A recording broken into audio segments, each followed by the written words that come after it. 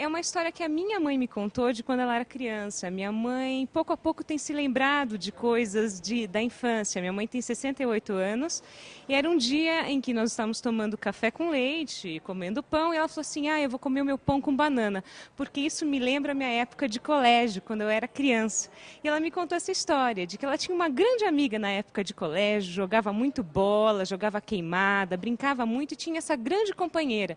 Então elas brincavam muito juntas com o grupo, depois elas iam comer a banana com pão e café com leite.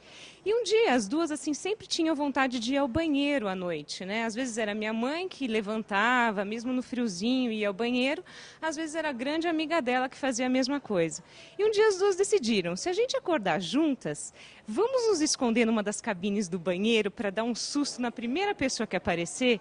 E as duas fizeram um trato: vamos. Isso aconteceu. Num dado momento, num dia, numa noite, as duas acordaram para ir ao banheiro, se encontraram e se esconderam nas cabines. E ficaram lá esperando alguém aparecer para dar um susto. E demora, e demora, e demora, e ninguém aparece. Até que vem uma moça, né? Entra no banheiro e as duas: "Bum!" Uma gritaria. A menina sai correndo pelo internato todo, acorda todas as madres, acorda as colegas, aquele fuzuê. Quem são essas duas? As duas envergonhadas, por uma coisinha de nada. Elas só queriam matar o tempo, porque elas não conseguiam dormir tão logo depois de ir ao banheiro à noite. E aí as freiras pegaram e puseram as duas de castigo. E o castigo era que elas não podiam comer durante um tempo pão com banana.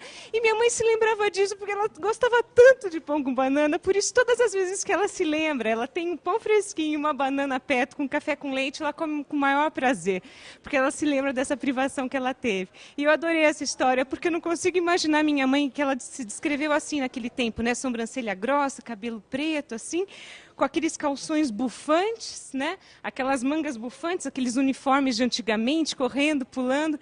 E me deu uma ternura tão grande de imaginar minha mãe pequenininha dando susto, que eu não consigo mais imaginar minha mãe dando susto em alguém. Então, essa é a história que eu queria contar.